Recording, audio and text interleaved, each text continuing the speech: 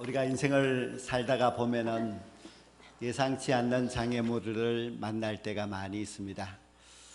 지금 코로나 바이러스도 역시 우리가 예상치 못한 장애물입니다.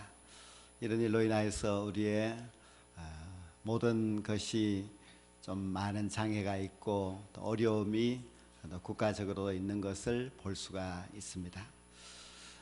살다가 보면은 질병의 그런 장애물도 만날 수가 있습니다. 또 사람이 장애물이 될 수도 있습니다. 어떤 분이 말씀하기를 자기는 직장 생활하는데 사람 때문에 너무 힘들다. 자기 후배가 자기 자리를 차고 올라오기 때문에 항상 스트레스가 심하다. 그런 이야기도 하셨습니다. 불행한 사건이 또한 우리의 인생의 장애물이 되기도 합니다. 그리고 여러 가지 사람 장애물이 우리를 가장 힘들게 할 때가 참 많이 있습니다. 한 아주머니가 이런 이야기를 했습니다. 자기는 자기 남편에게 가서 당신은 나의 로또입니다. 그렇게 말했는데 그 남편이 얼마나 기분 좋아하고 막 행복을 하게 그렇게 표정을 지어서 그 다음 말을 못했답니다. 그 다음 말이 무엇인가 하면은 당신과 나는 안 맞아도 너무 안 맞아. 그 말을 해야 되는데 그 말을 못했다고 합니다. 살다가 보면은 참 가장 가까운 사람이 우리를 힘들게 할 때가 너무 많이 있습니다. 근데 이렇게 우리가 장애물을 만났을 때에 우리의 마음가짐이 어떠한가 하는 것이 참 중요합니다. 우리의 마음의 자세만 바르게 잘 되어 있다면 장애물도 얼마든지 이겨나갈 수가 있습니다. 미국의 루즈벨트 전 대통령은 이런 말을 하였습니다. 문제가 되는 것은 그 문제를 문제로 보는 것 때문이다. 그 문제를 더 큰 문제로 생각하기 때문에 그것이 정말 문제라는 그런 이야기입니다. 이스라엘 백성들도 애굽에서 출애굽하여서 홍해도 만납니다. 홍해도 장애물이지요.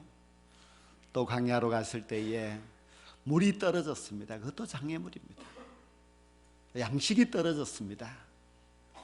이런 많은 장애물들을 만났을 때에 이스라엘 백성들은 문제를 문제로 보았습니다. 오히려 더 큰 문제로 생각하고 이제 우리는 큰일 났다. 그런 마음으로 하나님을 향하여서 계속해서 원망을 하였습니다. 문제를 문제로 보았다는 것이 문제였습니다. 어떤 사람은 장애물을 만나면은 분노합니다. 왜 나에게 이런 일이 생겼어? 그렇게 화가 난답니다. 어떤 사람은 장애물을 만나면 낙심합니다. 그래서 나는 안 되는가 보다. 그렇게 자기의 모든 것을 절망으로 받아들이고 자기의 생명까지도 잃어버리는 그런 경우도 참 많이 있습니다. 장애물도 장애물이지만은 더 중요한 것은 그 장애물 앞에서 우리의 반응, 우리의 마음의 자세가 참 중요합니다. 어떤 옛날에 왕이 길에다가 큰 돌을 가운데다가 갖다 놓았습니다. 사람들이 어떻게 하는가 보기 위해서 숨어서 지켜보고 있었는데 한 상인이 지나가다가 그 돌을 보고 쓸모도 없는 돌을 왜 길 가운데다가 갖다 놓아서 하고 그냥 지나가 버립니다. 두 번째는 한 관리가 왔는데 이 관리는 누가 돌을 이 길에다가 갖다 놓았느냐 말만 하고 그냥 지나가 버렸습니다. 숨어서 지켜보던 그 왕은 자기 백성의 수준이 그것밖에 되지 않는 것에 실망을 하고 있는데 세 번째 사람 한 농부가 채소를 싣고 수레를 끌고 지나가다가 그 돌을 보고 말없이 그 돌을 치웁니다. 근데 돌을 들었더니 그 돌 아래에 주머니가 하나 있었습니다. 그 주머니를 열어보았더니 돈과 편지가 들어있는데 그 편지의 내용이 이 돈은 이 돌을 치운 사람의 것입니다. 그렇게 적혀 있었다고 합니다. 우리에게도 장애물이 있지만 그 장애물을 잘 이겨내면은 반드시 우리에게 복이 찾아옵니다. 우리는 어떤 어려운 장애물이 있다 할지라도 이것은 분명히 하나님의 뜻이 있을 거야, 그렇게 생각하고 기도하는 가운데 그 장애물을 이겨내면 하나님께서 그 장애를 극복하는 사람에게 하나님의 놀라우신 은혜와 복을 충만하게 채워주실 줄로 믿습니다. 이스라엘 백성들이 지난주에 말씀드렸듯이 두 사람의 정탐꾼을 여리고성에 보내어서 여리고성을 정탐하고 돌아오게 하였습니다. 두 정탐꾼은 돌아와서 백성들에게 보고하는데 굉장히 희망적인 보고를 합니다. 여리고성 사람들이 지금 이스라엘 백성들의 소식을 듣고 두려워서 벌벌 떨고 있습니다. 그런 이야기입니다. 그 이야기를 들은 여호수아와 이스라엘 백성들은 너무 기분이 좋습니다. 아주 자신감이 넘쳤고 이제 무엇인가 이룰 수 있다는 그런 마음을 가지고서 더 마음이 급해졌습니다. 드디어 우리의 역사적인 과업인 가나안 땅 정복이 시작되고 우리가 할 수 있다, 그렇게 생각을 하고서 여호수아는 아침 일찍이 모든 백성들을 다 깨워서 이스라엘 백성들을 이끌고 그곳 시딤에서 요단까지 갔습니다. 그 거리가 한 16km 정도가 되는데요, 그 거리를 모든 이스라엘 백성들은 기대가 가득 차서 열심히 달려갔습니다. 그런데 요단강 앞에서 그들이 멈추어 서게 됩니다. 3일 동안이나 꼼짝하지 못하고 그 자리에 있게 됩니다. 왜 그랬는가 하면은 오늘 본문 15절에 보면은 요단 강물이 곡식 거두는 바로 그 시기에는 항상 언덕에 넘칠 정도로 큰 강물이 되었다고 했습니다. 요단강 그 넓은 강이 물로 범람하여서 건너갈 수가 없습니다. 요단강을 건너야 가나안 땅도 있고 여리고성도 있고 한데 다리가 없는 요단강을 건널 수 없습니다. 배를 만들어 건너려고 하지만은 그 많은 백성들을 태워갈 수 있는 배를 만들 수가 없습니다. 헤엄을 쳐서 건너갈 수 있는 그런 강이 아니었습니다. 장애물을 만났습니다.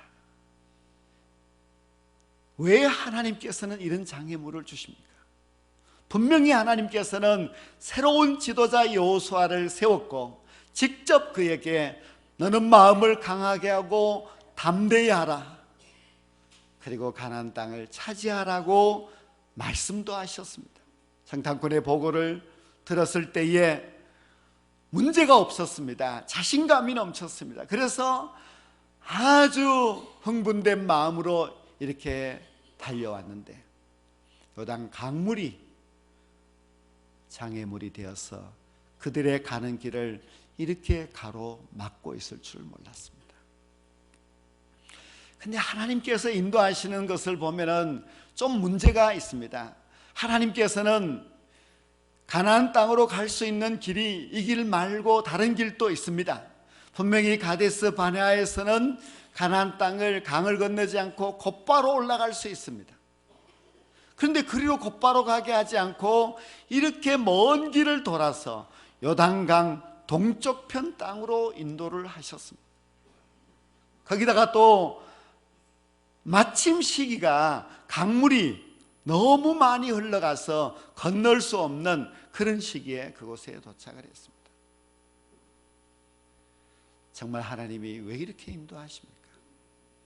하나님께서 이스라엘 백성들을 인도하시려면 좀 잘 인도하셔서 만사형통이 되도록 해야 하는데 만사형통이 아니라 지금 장애물로 인하여서 가지도 돌아가지도 못하는 그런 처지가 되고 말았습니다.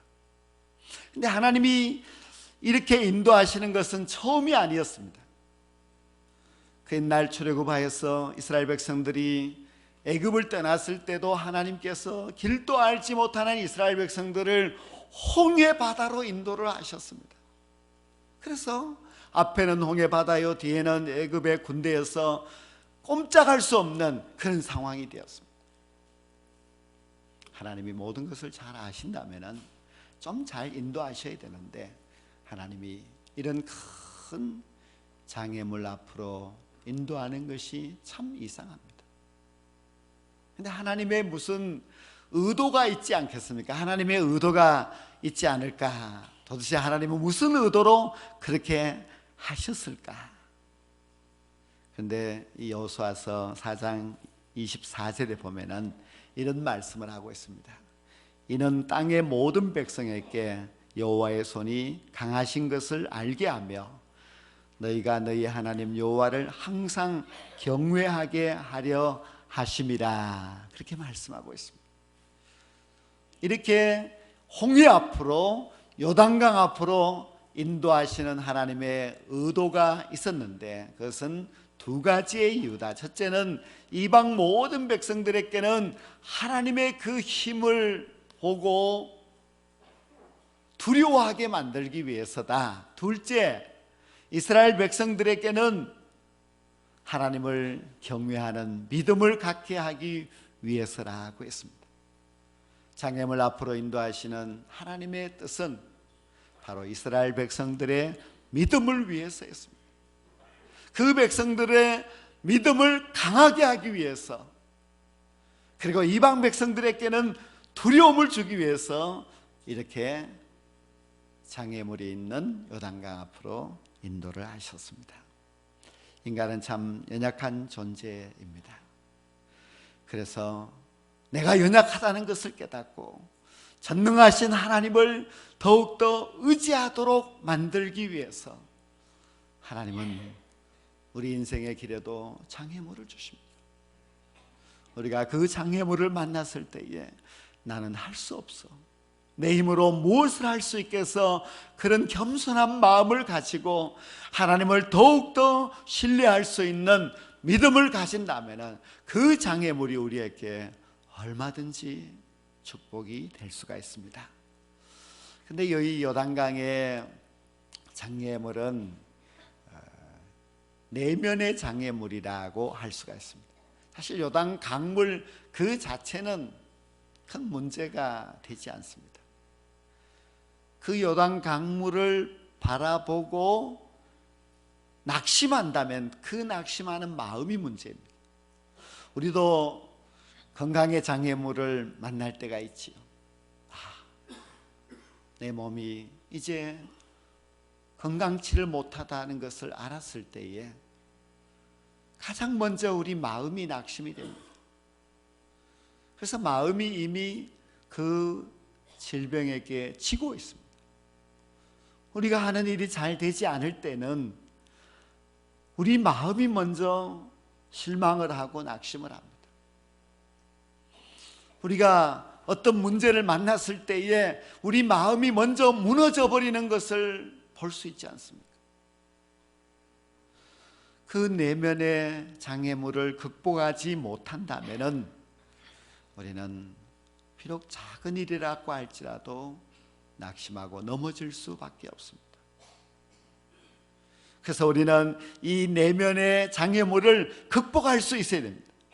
사람들이 나에게 무슨 말을 하든지 그것을 이겨낼 수 있어야 되고, 또 나에게 닥쳐오는 그 모든 문제가 있다 할지라도 그 문제 앞에서 우리가 마음을 더 강하게 담대하게 해서 그 내면의 장애물을 극복하는 자가 될 때에 우리가 어떤 장애물도 이겨낼 수가 있습니다.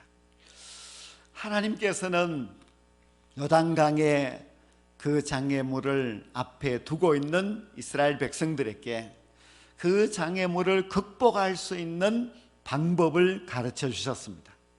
그 방법은 여호수아가 백성들에게 너희들이 제사장이 하나님의 언약궤를 매는 것을 보거든 그 언약궤를 따라서 나아가라 하는 그런 말씀이었습니다.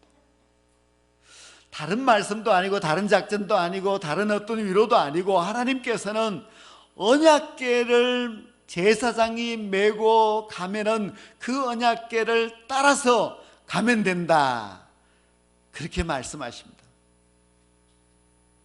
그런데 그 언약궤라고 하는 것은 다른 말로 이제 법궤라고도 하죠. 왜 법궤라고 하는가 하면은 하나님의 십계명의 말씀이 그 궤 안에 들어있기 때문입니다. 그래서 이것을 해석하면은 이렇습니다.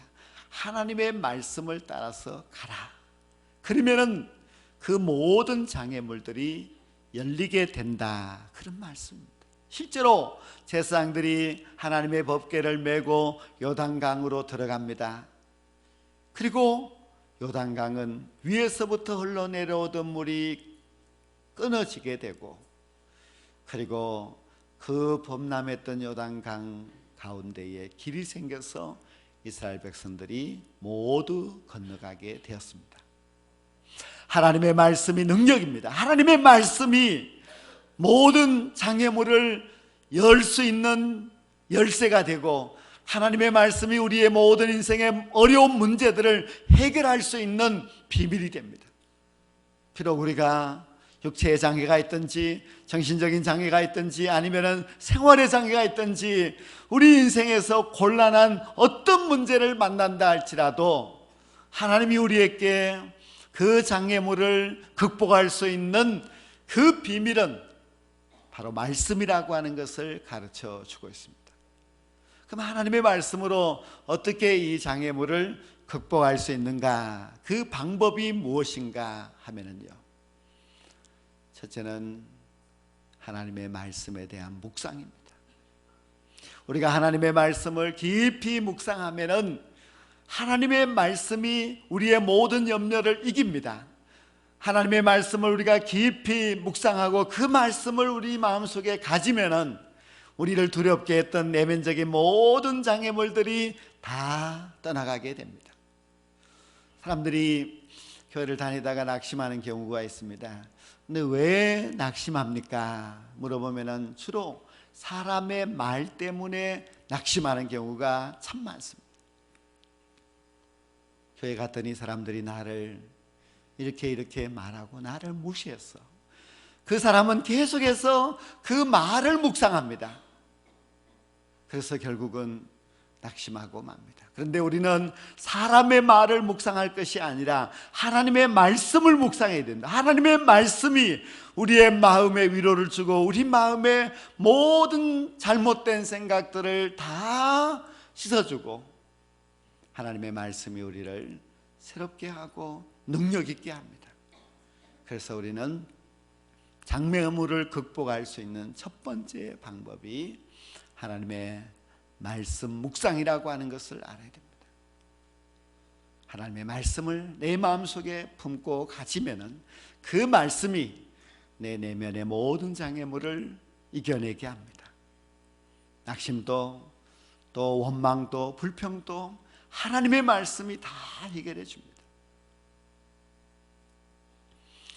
이스라엘 백성들, 지금 요단강 가에서 있는 이스라엘 백성들은 과거 홍해 앞에 서 있었던 이스라엘 백성들과는 다릅니다. 홍해 앞에 있던 이스라엘 백성들은 그 장애물 앞에서 원망하고 불평했습니다. 그러나 요단강 앞에 있었던 이스라엘 백성들은 어느 누구도 원망하지 않습니다. 3일 동안 그 앞에 있었지만 그들은 안 된다고 포기하는 말을 하는 사람도 아무도 없습니다.